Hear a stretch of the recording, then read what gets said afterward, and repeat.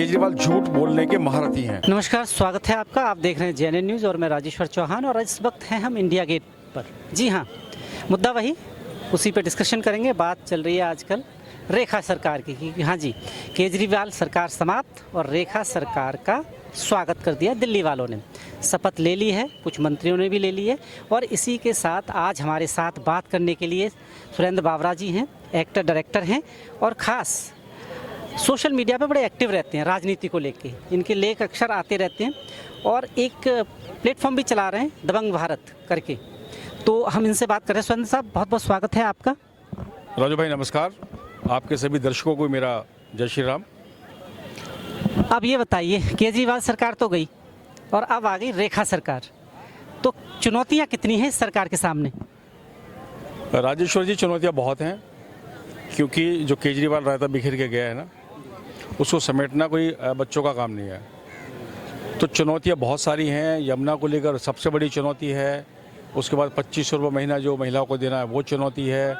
उसके बाद जो आपने फ्री बिजली, 200 यूनिट बिजली फ्री, पानी फ्री, ये वाली एक बड़ी चुनौती है। और दिल्ली सरकार पहले से ही घाटे में चल रही है। सरकार पहले से ही घाटे में है। बीजेपी हमेशा इसके अगेंस्ट रही थी, इस राजनीति की। क्या मजबूरी थी, क्या सत्ता पाने के लिए ज़रूरी था कि उनको भी वही वादे जो केजरीवाल ने किए वो करने पड़े? देखिए, आपने देखा होगा 2015 में मोदी जी ने ऐसा कोई वादा नहीं किया था, 2019 में भी ऐसा कोई वादा नहीं किया था। तो ये दो इलेक्शन हारने का कारण था कि केजरीवाल ने जो दिल्ली को मुफ्त की रेवड़ी बांटनी शुरू की, उसके चक्कर में दिल्ली वाले आ गए और दिल्ली वालों ने केजरीवाल को भर भर के वोट दिए। अब 2025 का जब ये इलेक्शन था तो मोदी जी को पता था कि अगर कीचड़ साफ करनी है तो आपको कीचड़ में उतरना पड़ेगा। इसलिए मोदी जी ने ये सारे अनाउंसमेंट किए, क्योंकि अगर ये अनाउंसमेंट नहीं करते तो बड़ा मुश्किल था दिल्ली में आना। मुश्किल हो जाता। यमुना को कितना आप मानते हैं कि लोगों ने यमुना के नाम पर वाकई वोट दिया इस बार? क्या जी राजेश्वर जी, बिल्कुल। जो पूर्वांचली है ना, बिहार के हैं और दिल्ली में जो रह रहे हैं, पूरी उत्तर प्रदेश के जो लोग हैं, उन्होंने 100% जो है वोट यमुना के नाम पर दिया है। इसमें कोई दो राय नहीं है, क्योंकि जैसे ही दीपावली के बाद छठ मैया का व्रत आता है, उस समय में आपने देखा होगा, हम सब ने देखा, पूरी दुनिया ने देखा, पूरी दिल्ली ने देखा, पूरे भारत ने देखा है कि यमुना के अंदर किस तरह जो गंदगी होती है, किस तरह से अमोनिया जो है अपना प्रकोप रूप धारण कर लेता है। ऐसी स्थिति में उन बेचारों के लिए सबसे अच्छा तरीका था कि सरकार को बदल दें। अब एक चीज़ और बताइए, केजरीवाल की हार के क्या कारण मानते हैं आप? क्या ऐसा केजरीवाल ने बड़बोलापन था या क्या था जिसकी वजह से, जो बयान आपको याद होगा बहुत वायरल हो रहा है कि एक जन्म और लेना पड़ेगा, कि इस तरह के बयानों से ही सरकार चली गई और अपनी खुद की मुख्यमंत्री के लिए ये बोल देना कि ये तो टेम्परेरी हैं? देखिए, बहुत सारे कारण हैं केजरीवाल का। सबसे बड़ा तो झूठ का कारण है। केजरीवाल झूठ बोलने के महारथी हैं। अभी एक विधायक का एक सोशल मीडिया पे उसका एक बयान वायरल हुआ था, जब उसने कहा था, हमें सिखाया ये जाता है कि जब आप फंस जाएं तो आप कुछ भी अनर गनर बात करो और वहाँ से निकल लो, भाग जाओ, डाइवर्ट कर दो मुद्दा कर। बस इसके बाद क्या होगा, जिनके खिलाफ आपने बोला है वो उसके पक्ष में विपक्ष में बयान देते रहेंगे, इधर उधर घूमते रहेंगे और आप अपना काम करते रहो। अब रेखा जी पे एक और अपोजिशन का जो लग रहा है, ये लगा रही है विपक्ष, तो कठपुतली मुख्यमंत्री हैं, इस पे क्या कहेंगे? देखिए, कठपुतली तो केजरीवाल भी था। आपने देखा बिना एलजी के वो कुछ नहीं कर सकता था। तो कठपुतली का मतलब ये नहीं है। ये जो उनका आरोप सीधा सीधा प्रधानमंत्री और अमित शाह की सरकार तो वहाँ से ही चलेगी। हाँ, तो तभी तो नहीं चली केजरीवाल की सरकार। अगर केजरीवाल, जैसे शीला दीक्षित थी, शीला दीक्षित जब मुख्यमंत्री थी, अटल बिहारी वाजपेयी जो थे वो प्रधानमंत्री थे, उन दोनों के बीच में कभी मतभेद नहीं हुआ। जब मदन लाल खुराना मुख्यमंत्री थे तब राजीव गांधी प्रधानमंत्री थे, उन दोनों के बीच में कभी नहीं हुआ। तो केंद्र के साथ आपको मिलकर चलना ही पड़ेगा। जैसे अभी आपने जम्मू कश्मीर के फारूक अब्दुल्ला का बयान सुना कि हम केंद्र के साथ मिलकर चलेंगे, केंद्र से बात करके चलेंगे और केंद्र को कभी भी हम इस तरह से नज़रअंदाज नहीं करेंगे, क्योंकि हमें जम्मू कश्मीर में डेवलपमेंट करना है। फारूक अब्दुल्ला साहब का नाम लिया आपने, पर उनके बयान और पहले के बयानों में ज़मीन आसमान का फ़र्क है। यानी कहीं ना कहीं उन्हें पता चल गया कि मोदी है तो विकास भी है और कश्मीर की जो हालत है सुधारा जा सकता है, और मोदी के बगैर राजनीति चलाना बड़ा मुश्किल है, पार्टी कोई भी हो चाहे। जी, मैंने पहले कहा ना कि चूँकि जम्मू कश्मीर जो है वो भी जो है अब जो है दिल्ली के अधीन है, यानी वो भी आधा प्रदेश हो गया, केंद्र शासित प्रदेश है, आधा प्रदेश है।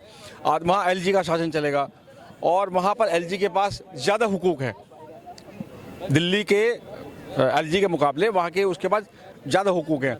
तो वो पता चल गया है फारूक अब्दुल्ला को कि हम बिना केंद्र के काम नहीं कर सकते हैं किसी भी कीमत पर। दिल्ली के एलजी साहब की बात करते हैं तो दिल्ली के जो एलजी साहब हैं उन्होंने तो अब राहत की सांस ली होगी, क्योंकि कहीं ना कहीं उनका जो मतभेद चल रहा था, आए दिन लड़ाई, दिल्ली वालों के मुद्दे कहीं ना कहीं दूर हो जाना, इस सरकार से सबसे ज़्यादा अगर फ़ायदा है तो एलजी साहब को है कहीं ना कहीं। जी जी जी, एलजी साहब काम करना चाहते थे, लेकिन अभी एक मैं आपको बहुत ताज़ा उदाहरण बताता हूँ यमुना की सफाई का। तो इलेक्शन से कुछ दिन पहले एलजी साहब ने एक फ़ाइल मूव की थी और केजरीवाल उसको दबा कर बैठ गए। और केजरीवाल ने ये बात अपने बयान में भी कही कि यमुना से वोट नहीं मिलते बोला है। तो दोनों के बीच में मतभेद थे। अगर वो काम करना चाहते तो एलजी के साथ मिलकर, केंद्र सरकार से मिलकर काम कर सकते थे, लेकिन उनको काम करना नहीं था। उन्होंने खुद अपने भाषण में कहा कि मैं अनार्किस्ट हूँ, मैं नास्तिक हूँ, मैं भगवान को नहीं मानता बचपन से। और बाद में फिर उनके बयान बदल जाते हैं। जैसे राम मंदिर के ऊपर भी कहा कि मेरी नानी कहती हैं कि यहाँ पर कुछ और बना दीजिए, और उसके बाद मैंने कहा ना अनार्किस्ट है वो, अलगाववादी आदमी है वो, उसका काम है इस तरह की बातें करना, इस तरह के भाषण देना, और वो रायता बखेर के फिर वो चले जाते हैं। सर अब बात करते हैं दिल्ली के और मोदी साहब की। पीएम मोदी ने राजनीति में एक नया अध्याय कैसे शुरू कर दिया है, क्योंकि देखा होगा आपने, मीडिया नहीं सोच पाती, जो राजनीतिक के जानकार लोग थे वो भी हैरान हो जाते हैं कि मुख्यमंत्री कौन। उन्होंने हरियाणा में चौंकाया, एमपी में चौंकाया, और दिल्ली में भी वैसी ही सिचुएशन आई। और सबसे बड़ा, रेखा जी को खुद नहीं पता, सोचा नहीं होगा जब कभी इन्होंने इलेक्शन लड़ा था, क्योंकि पहली बार की सांसद हैं, और उसके बाद उन्हें सीधा दिल्ली का राज्याभिषेक सौंप देना।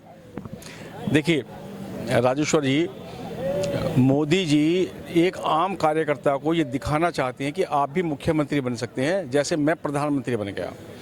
तो सबसे बड़ी बात यह है कि मोदी जी ने एक तीर से दो शिकार किए हैं। एक तो जो केजरीवाल का महिला मुख्यमंत्री बनाना, वो उसकी काट में उन्होंने एक महिला को मुख्यमंत्री बना दिया। और दूसरा, एबीवीपी से उठी हुई एक छात्रा जी, अखिल भारतीय विद्यार्थी परिषद की एक छात्रा जो जनरल सेक्रेटरी बनी। जब वो जनरल सेक्रेटरी थी तब अलका लांबा प्रेसिडेंट जीती थी जी। हाँ जी।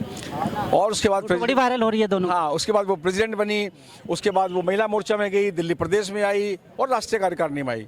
अलका जी सिर्फ पार्टी बदलती नहीं और उसके बाद वो सीधा मुख्यमंत्री। तो सीधा सा अखिल भारतीय विद्यार्थी परिषद और एक आम कार्यकर्ता जो भारतीय जनता पार्टी का है, उसके लिए संदेश है साफ तौर पर, अगर आप काम करते हैं, आप पार्टी के लिए समर्पित रहते हैं, तो आप भी कभी भी मुख्यमंत्री बन सकते हैं। आप ये कह रहे हैं कि बीजेपी का जो लास्ट छोर का कार्यकर्ता है वो भी ये सपने अब देख सकता है कि भाई मैं भी बन सकता हूँ। जी, ये इससे पहले उन्होंने भजन लाल शर्मा को मुख्यमंत्री बना के, और मध्य प्रदेश में मुख्यमंत्री बना के, और छत्तीसगढ़ में मुख्यमंत्री बना के, एक आदिवासी को मुख्यमंत्री बना के, ये इन्होंने पहले से एक संदेश दे दिया था। लेकिन अब की बार जो संदेश है वो अखिल भारतीय विद्यार्थी परिषद में जो छात्र छात्राएं काम करते हैं, जो उनके साथ रहते हैं मिलकर और बीजेपी के लिए काम करते हैं, उनके लिए भी स्पष्ट संदेश है कि अगर आप भी काम करेंगे तो कल आप भी रेखा गुप्ता जी की तरह मुख्यमंत्री बन सकते हैं। अब एक बात और बाबरा साहब, ये बताइए, जैसे अभी 27 साल से बीजेपी सत्ता से दूर रही, 27 साल बहुत लंबा समय होता है। लोकसभा के जब इलेक्शन हुए 7 सीटें ये वही दिल्ली वाले हैं, और वही दिल्ली वाले विधानसभा में रिजेक्ट करते हैं। इस बार ऐसा क्या लगा इनके हाथ, क्या शीश महल से लेके दुनिया भर के आरोपों बीजेपी ने बहुत अच्छी तरह उठा लिया, या वाकई एंटी कंपल्सी की वजह से सरकार गई है, वाकई बीजेपी ने उन मुद्दों को बहुत अच्छी तरह जनता तक पहुँचाया? नहीं राजेश्वर जी, इस बार जो है आरएसएस ने मुख्य भूमिका अदा की है। मुझे पता है कि 1 साल से लगभग छोटी छोटी मीटिंगें, मतलब मोहल्ला गली की मीटिंग, उस लेवल पर काम चल रहा था। और जब सारे के सारे रिपोर्ट्स उनके पास आई तो ये एक मेन मुद्दा काम किया शीश महल का। दूसरा मुद्दा काम किया जो मैंने अभी कहा था कि कीचड़ को साफ़ करने के लिए कीचड़ में उतरना पड़ता है, ये वाला मुद्दा काम किया। और मोदी जी ने जो और दूसरी, जैसे एक मुफ्त बिजली के साथ उन्होंने सौर ऊर्जा की जो बात की है कि आप सौर पैनल लगवाइए, उसके साथ बिजली आप फ्री यूज कीजिए और हमें भी बेचिए, ये वाला मुद्दा। दूसरी बात कि मोदी जी पर लोग विश्वास करते हैं कि मोदी जी ने अगर ये बात कहीं भी कही है, चाहे JNK में कही है, चाहे कहीं भी कही है, तो उसको उन्होंने पूरा किया है। तो महिलाओं को ये बात पता थी कि अगर मोदी जी आएंगे तो 2,500 100% आएंगे, क्योंकि 1,000 यानी इस पे आरोप लग रहा है अभी कि उन्होंने वादा किया था, हम अपोजिशन ये लगा रहा है आरोप कि पहली ही कैबिनेट में पास होना था, क्यों नहीं हुआ, क्या वायदे फिर भूल जाएंगे ये, और वो होली आ रही है उस पर सिलेंडर मिलना है। हाँ, वो तो मोदी जी ने बोल दिया था कि 8 मार्च से पहले आपके अकाउंट में पैसे आ जाएंगे। तो मेरा मानना है कि 8 मार्च से पहले पैसे आ जाएंगे। मीटिंग में कुछ भी हो, उन्होंने ये कहा था कि जो पहली कैबिनेट की मीटिंग होगी उस पर जो कैट रिपोर्ट है, CAG की जो रिपोर्ट है वो टेबल होंगी। क्या फंसती हुई नजर आ रही है उस रिपोर्ट में आम आदमी पार्टी? 100%। फिर दोबारा से जेल जाने की तैयारी में है नेता? जितने केस उनके खुलने वाले हैं, एक केस नहीं है सर, बहुत सारे केस हैं। सत्येंद्र जैन को तो राष्ट्रपति जी ने अनुमति दे दी है केस चलाने की। सर इनके ऊपर भी हो गया अभी, क्योंकि उनका केस दूसरा था, उनका हवाला का केस था और मनी लॉन्ड्रिंग का केस था, और इनका जो केस है वो स्पष्ट तौर पर जो शराब घोटाले का केस है और पैसे को लेकर गोवा में और पंजाब में उस पैसे का यूज करना, ये केस है। और CBI के पास पुख्ता सबूत है और ED के पास पुख्ता सबूत है, जिसकी वजह से ये जमानत पे बाहर आया है। और आप देख लीजिए 100% मैं आपको बता रहा हूँ, जेल जाना मनीष सिसोदिया का, इसका, संजय सिंह का, इनका सबका तय है। केजरीवाल साहब इस राजनीति को अगर हम कहें भारत की और अपनी खासकर दिल्ली की समझ नहीं पाए लोगों को, क्या उन्होंने ये लगा, उनको ये लगने लगा कि अब तो ये दिल्ली मेरी है, क्योंकि उनके बयानों से ही लगता है मोदी जी आपको दोबारा जन्म लेना पड़ेगा, और वो इतने अनुभव उन्हें हो रहा था कि मैं जीता ही पड़ा हूँ, या फिर गलती कर दी मोदी जी से पंगा लेके, उसका भुगतान है। अगर मोदी से पंगा नहीं लेते तो शायद सब कुछ अच्छा चलता रहता। नहीं, लोग कहते हैं कि केजरीवाल ने एक नई राजनीति शुरू की। मैं कहता हूँ केजरीवाल ने नई राजनीति शुरू करी, लेकिन कौन सी राजनीति शुरू करी? गंद फैलाने की। ये तो बदलने आए थे जबकि, झूठ बोलने की। और उसने वो कहा था, अन्ना के स्टेज से उसने कहा था कि कहीं ऐसा ना हो कि जो नई पार्टी आए इलेक्शन जीत कर वो भी करप्ट ना हो जाए। तो ये तो उन्होंने पहले बोल दिया था। और दूसरी बात मैं आपको बता दूं, एक इनकम टैक्स कमिश्नर है, उनका एक बयान बड़ा वायरल है। उन्होंने कहा था कि ये जब इनकम टैक्स में था तब भी ये कमाना इसलिए नहीं चाहता था क्योंकि ये बड़ा हाथ मारना चाहता था। और आप देखिए बड़ा हाथ कैसे मारा इसने, कि जहाँ ये वैशाली में एक 2 रूम फ्लैट में रहता था, उसके बाद जब यहाँ आया है, यहाँ के बाद इसने कब तय किया कि मुझे शीश महल बनवाना है? जब किसी का ध्यान ना जाए, मारा मारी, ऑक्सीजन की कमी, लोग मर रहे हैं और बुरी हालत है दिल्ली की, उस वक्त में आप अपना शीश महल बनवा रहे हैं 4 बंगलों को तोड़कर। आदमी होकर ये हमेशा आदमी की बात करते थे, मैं गाड़ी नहीं लूँगा, बच्चों की कस्में खाई, और उसके बाद अगर महल भी बनवाया तो इतना आलीशान। यानी इनको कहीं ना कहीं पता था कि ताउम्र में मुख्यमंत्री मैं ही रहूँगा और ये घर कहीं नहीं जाएगा। हाँ, वो उनको ये था कि मैं जो मुख्यमंत्री बना हूँ, मैंने जो ये फ्री की रेवड़ियाँ बांटी हैं, पानी की, बिजली की, दिल्ली की जनता इसमें उलझ के रह जाएगी। और आपने देखा होगा जिस राज्य में गए उसी राज्य में जाके इन्होंने कहा कि यहाँ की बिजली सबसे महंगी है जी, यहाँ की महंगी, मतलब जिस भी प्रदेश में से गया आप बयान उठा के देख लीजिए। तो इसको पता था कि लोग इसके झांसे में आएंगे, लेकिन सबने इसको नकारा, दिल्ली को छोड़ के सबने इसको नकारा। और दिल्ली चाहती थी कि चलिए एक नई तरह की, क्योंकि दिल्ली में आंदोलन हुआ रामलीला मैदान में और भारी संख्या में लोगों ने इसमें पार्टिसिपेट किया, तो दिल्ली के लोगों को लगा कि चलिए हो सकता है एक नया आदमी आ रहा है, एक नया हमारी बात कर रहा है। और जो लोग नौकरियां छोड़ कर आए, मयंक गांधी थे, कुमार विश्वास थे, आशुतोष था, योगेंद्र यादव था, और जो इन्हें आईना दिखाते थे उन सबको साइडलाइन कर दिया कहीं ना कहीं। हाँ, ये मयंक गांधी का बयान है। उन्होंने कहा कि मैं नौकरी छोड़ के आया था, बहुत बढ़िया नौकरी छोड़ के आया था मैं, और उसके बाद जब ये महाराष्ट्र में थे तो इन्होंने वहाँ महाराष्ट्र की यूनिट को, मुंबई की यूनिट को ये कहा कि मैं इसको हटाना चाहता हूँ मयंक गांधी को, तो सबने इसका विरोध किया। उसके बाद इसने महाराष्ट्र यूनिट को कहा, उन्होंने भी इसका विरोध किया कि नहीं, इनको नहीं हटाने देंगे। उसके बाद इसने पूरी महाराष्ट्र यूनिट ही भंग कर दी कि जाइए अब आपको क्या करना, जो करना करो। योगेंद्र यादव को साइड लाइन किया। कुमार विश्वास के बारे में इसने कहा था कि ऐसी जगह पर जाके मारूंगा जहाँ इसको शहीद का दर्जा ना मिल सके, ये शहीद ना कहलाया जा सके। तो ये इसकी अंदर की एक पॉलिटिक्स रही है कि किसी भी तरह से जो मेरे विरुद्ध या जो मुझसे प्रश्न करें या जो मेरी बात को काटे, उस आदमी को ये बर्दाश्त ही नहीं करता था, और इसीलिए कुमार विश्वास को इस जितने सब भगाए सब। पंजाब में अगर मान की बात करें तो वो इनकी मजबूरी थी, क्योंकि मुख्यमंत्री तो ये बनना चाहते थे शायद, ऐसी भी खबरें आ रही थी। वो तो वहाँ कह दिया गया था ना, कुमार विश्वास ने भी ये बात कही थी, सबने ये बात कही थी कि पंजाब के लोग पगड़ी वाले को ही मुख्यमंत्री स्वीकार करेंगे, किसी भी हिंदू को यानी मोने को मुख्यमंत्री स्वीकार नहीं करेंगे। तो ये इसकी मजबूरी थी। वहाँ के विधायकों ने भी ये कहा कि नहीं, कोई भी सिख मुख्यमंत्री बन सकता अभी है। बीच में भी मामला उठा कि ये पंजाब के मुख्यमंत्री बनने जा रहे हैं, वो मीडिया में या इतना मामला उछल गया, तो कहीं ना कहीं वो सपना तो नहीं टूट गया? वाकई पंजाब जा रहे थे क्या? वो एक अमृतसर की एक सीट है विधायक की, जहाँ पे उपचुनाव होना है। तो ये उस मूड में थे कि मैं यहाँ तो हार गया हूँ, तो वहाँ जाके मैं चुनाव लड़ूँ और मुख्यमंत्री बन जाऊँ। क्योंकि आपने देखा होगा इससे पहले भी 2019 में जब ये लग रहा था कि आम आदमी पार्टी भारी बहुमत से आ रही है, तो उस वक्त भी ये कुमार विश्वास का बयान है कि उन्होंने कहा कि संजय सिंह को कि एक काम करो, आप भगवंत मान को ये बोल दो कि जो एक पंजाब के नेता हैं कि वो जो है ये कह रहे हैं कि हम मान को मुख्यमंत्री नहीं बनने देंगे। और उनसे कहा कि वो ये कह रहे हैं कि हम आपको मुख्यमंत्री नहीं बनने देंगे। यानी दो नेताओं को, जो पंजाब के दो टॉप नेता थे, उन दोनों को उन्होंने भिड़वाया। उसको कहा कि आपको मुख्यमंत्री नहीं बनने देंगे मान, और मान से कहा कि वो आपको मुख्यमंत्री नहीं बनने देंगे। और बीच में कहा इन्होंने कि जब दोनों का झगड़ा होगा, उस झगड़े में संजय सिंह मेरा नाम वहाँ अनाउंस कर देंगे कि देखो इस झगड़े ऐसा भी 23 तक राजनीति जी, कि इस झगड़े को निपटाने का एक ही तरीका है कि आपको वो नहीं मान रहे और मान को आप नहीं मान रहे, तो उसका बेहतर तरीका ये है कि केजरीवाल जी को मुख्यमंत्री बना देते हैं, उसको सब स्वीकार कर। यानी कुल मिला के केजरी साहब की जो महत्वाकांक्षाएं वो ज़्यादा हैं। तो अब आम आदमी पार्टी का क्या भविष्य देखते हैं आप, केजरीवाल का? सर मुझे ये लगता है कि अभी कुछ दिन ये छटपटाहट रहेगी, यहाँ पे भागा दौड़ी रहेगी, लेकिन धीरे धीरे जो लोग इसको समझ चुके हैं या जो लोग इनकी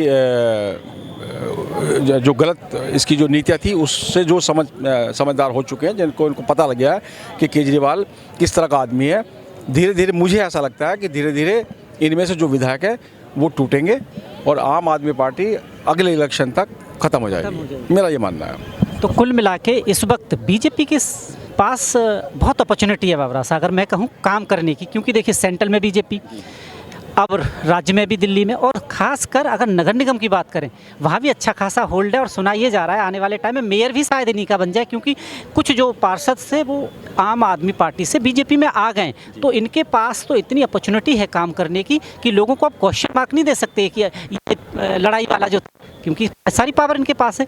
और ख़ासकर इन्हें ये भी पता है कि अब काम करना पड़ेगा। विकास दिल्ली के लोग जान गए कि विकास क्या है, क्योंकि केजरीवाल की राजनीति को उन्होंने दरकिनार कर दिया फ्री की। देखिए राजू जी, हम जहाँ खड़े हैं इंडिया गेट पे, आज से मैं कहता हूँ 2016 से पहले जब हम यहाँ पर आते थे तो यहाँ पर पेड़ थे और मुझे लगता है कि यहाँ कोई झाड़ू लगाने वाला भी नहीं था, और जो होते थे आगे लगा के चले गए, कुछ भी नहीं था। तो ये खूबसूरती जो उसकी बनी, आज यहाँ लोग आ रहे हैं, लोगों को रोज़गार के अवसर भी यहाँ प्राप्त हो रहे हैं। बहुत सारे लोग यहाँ काम कर रहे हैं, रेहड़ी हैं, ठेली है, पानी वाले हैं, चाय वाले हैं, फोटोग्राफर्स हैं और पार्किंग है, तो बहुत सारे लोग यहाँ पे आते हैं।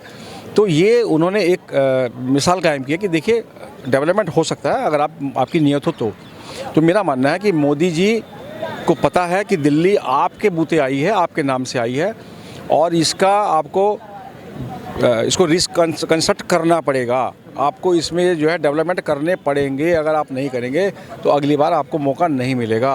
ये आपको 27 साल बहुत मौका मिला है। तो मेरा ये मानना है कि यमुना का काम, जैसे कि आपने देखा, वो शुरू हो गया सफाई का काम, और पहली वहाँ पर जो आरती हुई है मंत्रिमंडल के साथ, तो मंत्रिमंडल भी वहाँ, शपथ के बाद तो मंत्रिमंडल भी वहाँ पहुँच गया है। तो मुझे लगता है कि इसका काम शुरू हो गया है, यमुना का काम, बाकी भी अब धीरे धीरे होगा। और सिलेंडर वगैरह जो यही है, ये तो दो उन्होंने बोले हैं तो वो मिल ही जाएंगे। और EWS को 500 रुपये का सिलेंडर वो मिल जाएगा, और 2,500 रुपये जैसे किसानों के खाते में जा रहे हैं पैसे। तो कुल मिला के जो वादे किए हैं उन्होंने वो पूरे होंगे। ये भी जान चुके हैं कि अगर वादे नहीं किए तो हम भी दरकिनार हो सकते हैं आने वाले टाइम। मुझे लगता है कि यमुना को छोड़कर, यमुना में समय लगेगा क्योंकि साबरमती रिवर फ्रंट जो आपने देखा जो बना है उसमें समय लगा था, और वहाँ तो ये हालात थे कि साबरमती के साथ साथ बहुत सारी झुग्गी झोपड़ियाँ, शराब माफिया, शराब की भट्टियाँ, वो तो वहाँ तो बहुत ज़्यादा गंद था। यमुना में ऐसा नहीं है, तो उसको साफ़ किया। और आज जाके देखिए आप यमुना साबरमती रिवर फ्रंट देखिए कितना सुंदर है। लोग वहाँ जैसे यहाँ इंडिया गेट पे आते हैं ऐसे वहाँ जाते हैं घूमने के लिए। मिला के आप ये कह रहे हैं कि आने वाले टाइम में बदलाव नजर आएगा बाबरा साहब? बिल्कुल बिल्कुल 100% आपको बदलाव मिलेगा। बहुत बहुत धन्यवाद बाबरा साहब, आपने हमारे सामने इतनी सारी जानकारियाँ रखी, और फिर किसी मुद्दे के साथ आपसे फिर मुलाकात होगी। तब तक के लिए धन्यवाद आपका। जी जी राजेश्वर जी, आपका बहुत बहुत धन्यवाद, और चैनल के सभी दर्शकों को भी मेरी बहुत बहुत शुभकामनाएं। तो ये थे हमारे साथ बाबरा साहब। देखिए किस पूरी जानकारी के साथ आपके सामने बात रखी। राजनीति में थोड़ी पकड़ रखते हैं, इसीलिए हमें लगा कि आप उनसे आपको मिलाया जाए और ऐसे ही एक नए मुद्दे और नई राजनीतिक बातों के साथ में फिर आपके सामने आऊँगा। आप देख रहे हैं JNN न्यूज़। बहुत बहुत धन्यवाद।